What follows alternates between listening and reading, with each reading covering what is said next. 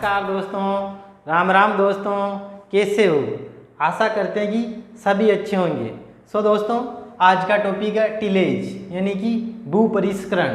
तो दोस्तों, भू परिष्करण की परिभाषा है कृषि यंत्रों की सहायता से मृदा में हेर फेर या उलट पुलट करना भू परिष्करण कहलाता। तो दोस्तों, इसकी परिभाषा है परिभाषा दोस्तों, कृषि यंत्रों की सहायता से मृदा में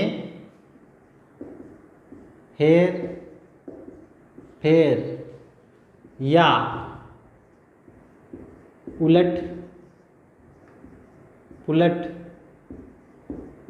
करना। यानी कि दोस्तों, परिभाषा है इसकी कृषि यंत्रों की सहायता से मृदा में हेर फेर या उलट मृदा में कृषि यंत्रों की सहायता से हेर फेर करना या उलट पुलट करना कहलाता टिलेज या भू परिष्करण। क्या कहलाता? भू परिष्करण। दोस्तों, तो पूछा गया है 2018 में प्री पीजी के अंतर्गत कि भू परिष्करण कौन सी भाषा का शब्द है? भू परिष्करण कौन सी भाषा का शब्द है? तो दोस्तों, यह एंग्लो सैक्सन का भाषा का शब्द है। एंग्लो सैक्सन भाषा का शब्द है। कौन सी भाषा का शब्द है दोस्तों? Anglo Saxon. तो दोस्तों, ये 2018 के अंतर्गत प्री पीजी में पूछा हुआ क्वेश्चन है कि भू परिष्करण कौन सी भाषा का शब्द है? तो यह है एंग्लो सैक्सन। ये टीलियम शब्द से लिया गया है। किससे? टीलियम शब्द से लिया गया है। टीलियम शब्द से लिया गया है। तो दोस्तों, इसी के साथ अन्य इंपॉर्टेंस पॉइंट पहले देखें टिलेज से संबंधित। तो दोस्तों, पूछा जाता है कि टिलेज के पिता, फादर ऑफ भू परिष्करण के पिता, यानी भू परिष्करण के पिताजी कौन है? तो सबसे पहले भू परिष्करण के पिता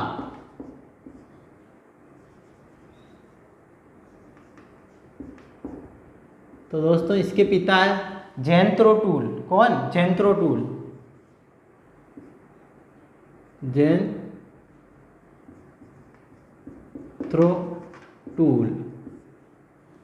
दोस्तों, भू परिष्करण के पिता जेन्त्रो टूल। कौन है? जेन्त्रो टूल।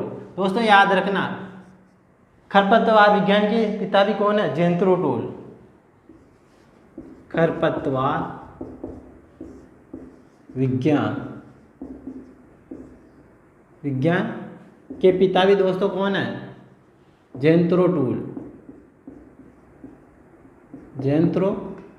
टूल। दोस्तों, जेन्त्रो टूल ने एक बुक लिखी है, उसका नाम है horse soil husbandry.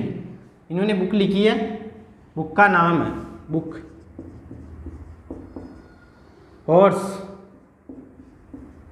Horse hoeing husbandry HHH। तो दोस्तों, यदि पूछा जाए जेन्त्रो टूल द्वारा कौन सी बुक लिखी गई, तो है हॉर्स होइंग हस्बेंड्री। और पूछा जाए दोस्तों कि भू परिष्करण के पिता कौन है? जेन्त्रो टूल। कौन है? जेन्त्रो टूल। खरपतवार विज्ञान के पिता कौन है? जेन्त्रो टूल। यदि इसी के साथ दोस्तों याद रखना, जीरो टिलेज के पिता कौन है? तो वो जेबी ट्रिपलेट। इसी के साथ याद रखना दोस्तों, जीरो टिलेज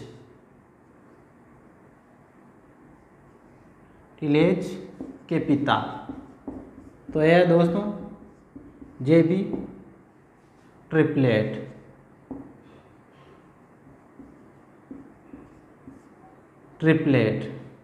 तो दोस्तों यदि पूछा जाए कि जीरो टिलेज के पिताजी कौन है, कौन पिताजी, तो जेबी ट्रिपलेट। और यदि पूछा जाए भू परिष्करण एक खरपतवार की विज्ञान के पिता कौन है, तो जेंत्रो टोल है। याद रखना दोस्तों, इन्होंने बुक लिखी थी और सॉइल हस्बेंड्री। इसके साथ आगे इंपॉर्टेंट पॉइंट है दोस्तों कि मृदा के अंतर्गत एक तो होता है टिल्थ एंगल और एक होता है डिस्क एंगल। क्या एक तो होता है दोस्तों टिल्थ एंगल, टिल्थ एंगल। इसके अंतर्गत कौन होता है दोस्तों 15 से 25 डिग्री। टिल्थ एंगल में कौन बनता है दोस्तों 15 से 25 डिग्री। और डिस्क एंगल, डिस्क एंगल इसमें कौन बनता है दोस्तों 40 से 45 डिग्री। और एग्जिट पूछा जाए दोस्तों तो 42 डिग्री।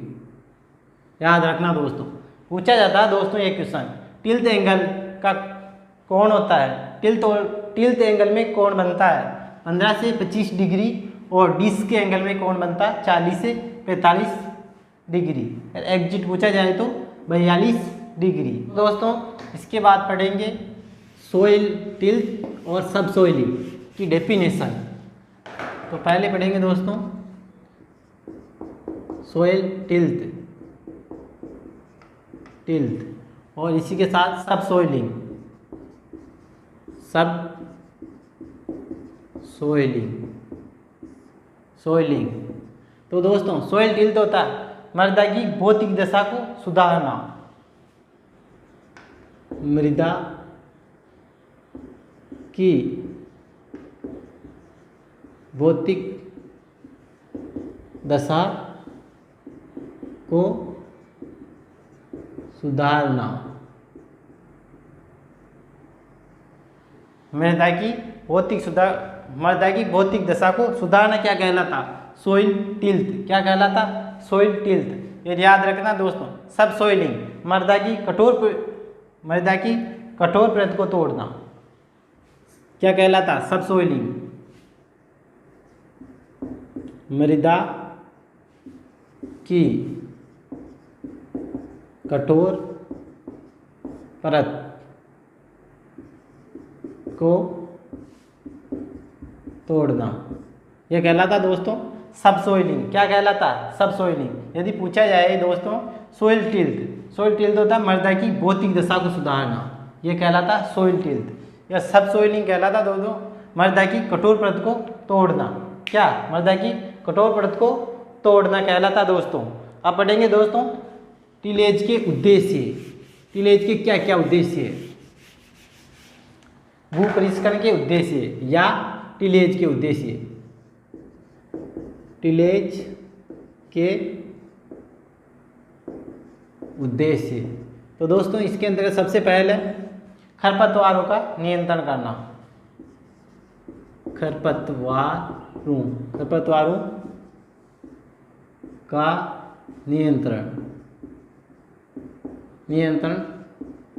करना। दूसरा दोस्तों भूमि में वायु संचार बढ़ाना, यानी मृदा में वायु संचार बढ़ाना। और इसके बाद दोस्तों तीसरे नंबर पे है मृदा की उर्वरता शक्ति बढ़ाना, मृदा की उर्वरता बढ़ाना।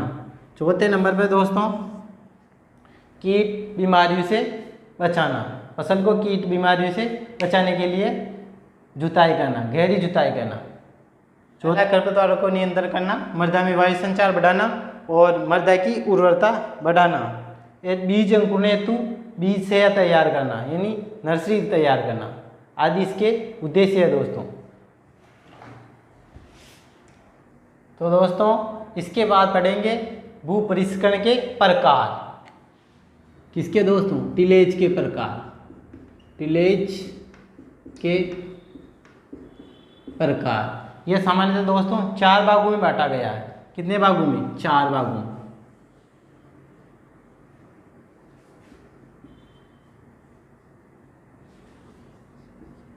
सो दोस्तों इसको 4 भागों में बांटा गया। सबसे पहले सामान्य टिलेज,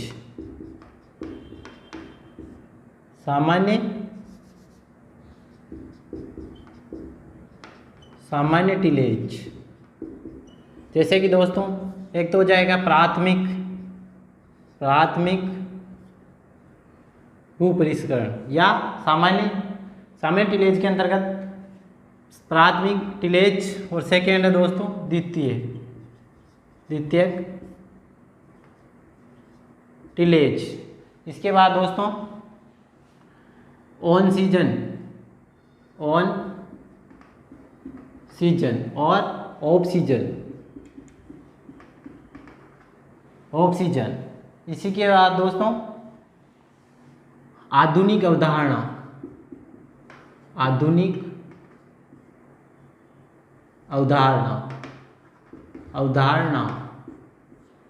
तो दोस्तों इसको 4 भागों में बांटा गया, सामान्य टिलेज, प्राथमिक टिलेज और द्वितीय टिलेज।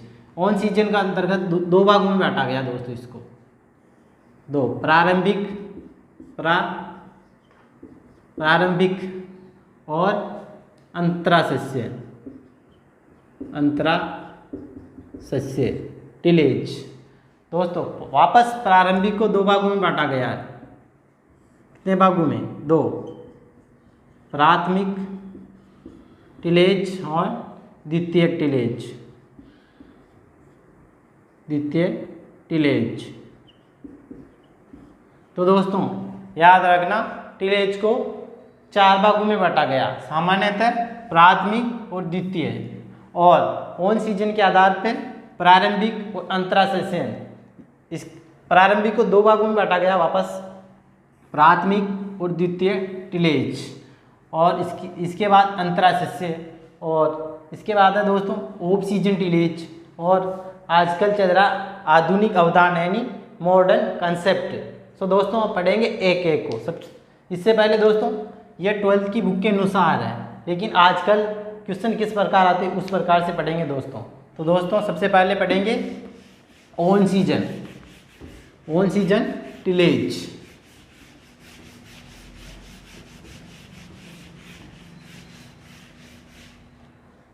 सबसे पहले पढ़ेंगे ऑन सीजन टिलेज।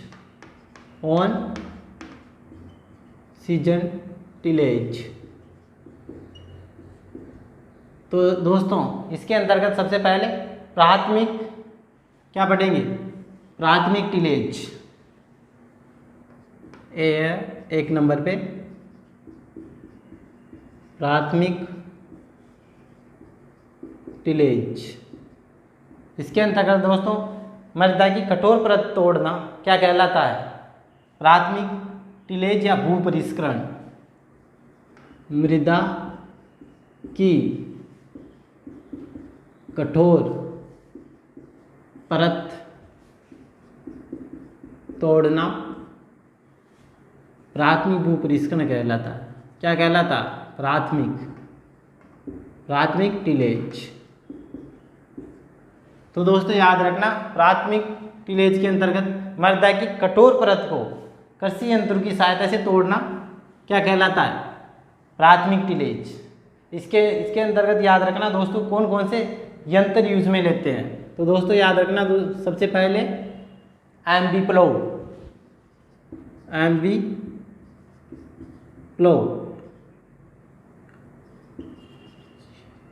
तो दोस्तों सबसे पहले इसमें यंत्र है एमबी प्लो। क्या है? एमबी प्लो। और इसके बाद है दोस्तों चिज्जल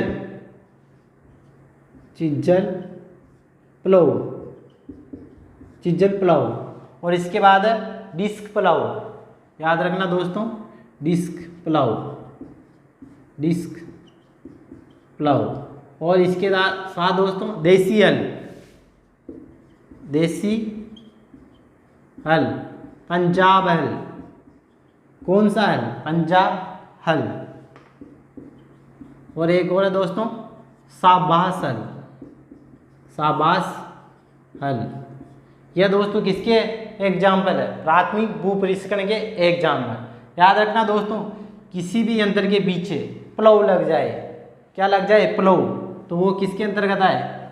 प्राथमिक कृषि यंत्र के अंतर्गत है। प्राथमिक भू परिष्करण के यंत्र का एग्जाम्पल है। किसी भी प्लाव के पीछे, किसी भी यंत्र के पीछे प्लाव लग जाए दोस्तों तो प्राथमिक भू परिष्करण का यंत्र होता है। किसका? प्राथमिक भू परिष्करण का यंत्र होता है दोस्तों। तो इसके एग्जाम्पल है MP plough, chisel plough, disc plough और देसी हल, पंजाब हल और शाहबाज हल। इसके बाद पढ़ेंगे दोस्तों द्वितीय भू परिष्करण। द्वितीय भू परिष्करण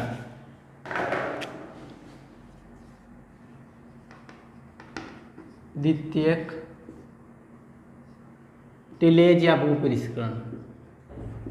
मृदा को भुरभुरी बनाना वो किसके अंतर्गत आएगा? द्वितीय टिलेज।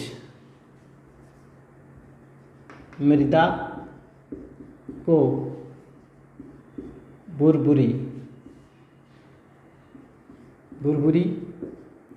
बनाना। या दोस्तों प्राथमिक भू परिष्करण के बाद की जाने वाली कृषि क्रियाएं किसके अंतर्गत आएगी? द्वितीय भू परिष्करण के अंतर्गत आएगी। तो इसके एग्जाम्पल है दोस्तों यंत्र। इसके अंतर यंत्र है दोस्तों डिस्क हैरो, डिस्क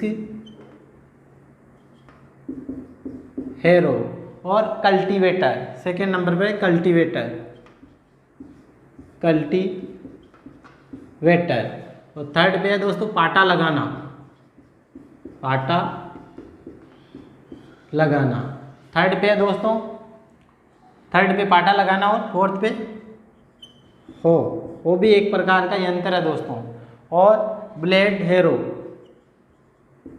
ब्लेड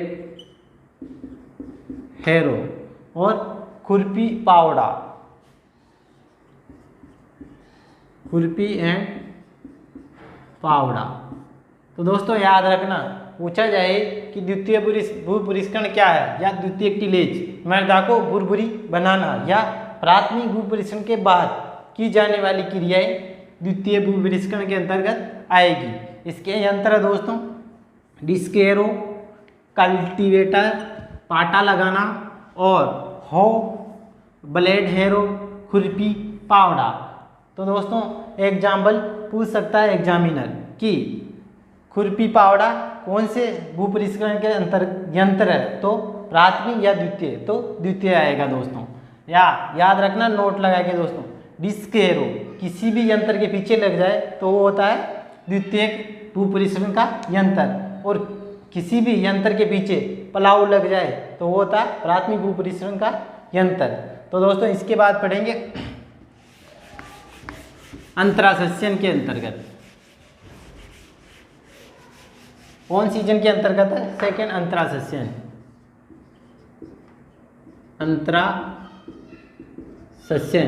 इसमें दोस्तों अंतरासस्यन के अंतर्गत करते हैं एक तो खरपतवार निकालना, खरपतवार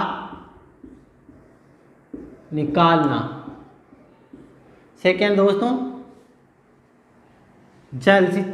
सिंचाई जल देना, सिंचाई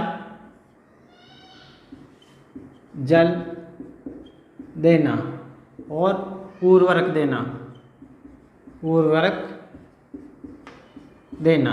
तो दोस्तों याद रखना अंतरासस्यन के अंतर्गत खरपतवार निकालना, सिंचाई देना, सिंचाई जल देना और उर्वरक देना, ये किसके अंतर्गत आएंगे? अंतरासस्य के। इसके बाद पढ़ेंगे दोस्तों ऑफ सीजन टिलेज। कौन सा tillage? Off season tillage, off season tillage. इसमें दोस्तों ग्रीष्मकालीन जुताई। पहला एग्जाम्पल है ग्रीष्मकालीन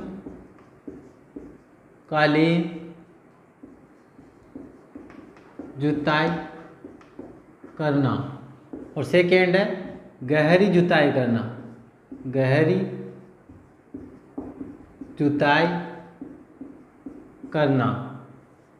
और थर्ड नंबर पे दोस्तों क्लीन टिलेज, क्लीन टिलेज करना। और लास्ट है दोस्तों पडलिंग, इसके अंतर्गत लास्ट एग्जाम्पल है पडलिंग। पडलिंग पडलिंग करना, यह दोस्तों राइस में की जाती है। पडलिंग किस में की जाती है? राइस में की जाती है पडलिंग। तो दोस्तों ऑफ सीजन के एग्जाम्पल है ग्रीष्मकालीन जुताई करना और गहरी जुताई करना, क्लीन टिलेज और पडलिंग करना। किसके एग्जाम्पल है? ऑफ सीजन के एग्जाम्पल। इसके बाद पढ़ेंगे दोस्तों आधुनिक अवधारणा यानी मॉडर्न कंसेप्ट। आजकल यहाँ से क्वेश्चन आता है दोस्तों, कहाँ से? आधुनिक अवधारणा। आधुनिक अवधारणा, अवधारणा यानी मॉडर्न कंसेप्ट। इसको दोस्तों 3 भागों में बांटा गया है। सबसे पहले दोस्तों परंपरागत, परंपरागत टिलेज। टिलेज वह क्रिया जिसमें दोस्तों जुताई करने के बाद 15% से कम फसल अवशेष बचता है, वो किसके अंतर्गत आएगा? परंपरागत टिलेज के अंतर्गत। 15% से कम फसल अवशेष, फसल अवशेष वो किसके अंतर्गत आएगा? परंपरागत टिलेज के अंतर्गत। सेकेंड है दोस्तों कम टिलेज, कम टिलेज या रेड्यूस टिलेज। इसके अंतर्गत दोस्तों 15 से 30% फसल अवशेष बचता है। फसल अवशेष, अवशेष शेष रहता है दोस्तों किसके अंतर्गत? कम टिलेज या रेड्यूस टिलेज के अंतर्गत 15 से 30% फसल अवशेष बचता है दोस्तों। तीसरा दोस्तों संरक्षित टिलेज, संरक्षित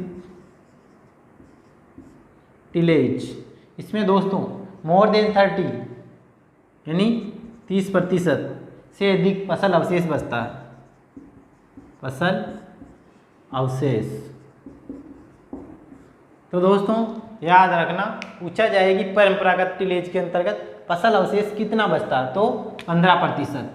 और कम टिलेज या रिड्यूस टिलेज के अंतर्गत 15 से 30% फसल अवशेष बचता है दोस्तों।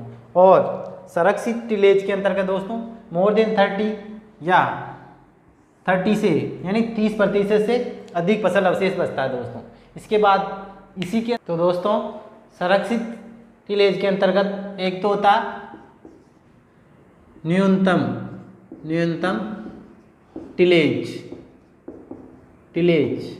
इसके अंतर्गत दोस्तों कम से कम जुताई की जाती है, कम से कम जुताई करना, कम से कम जुताई,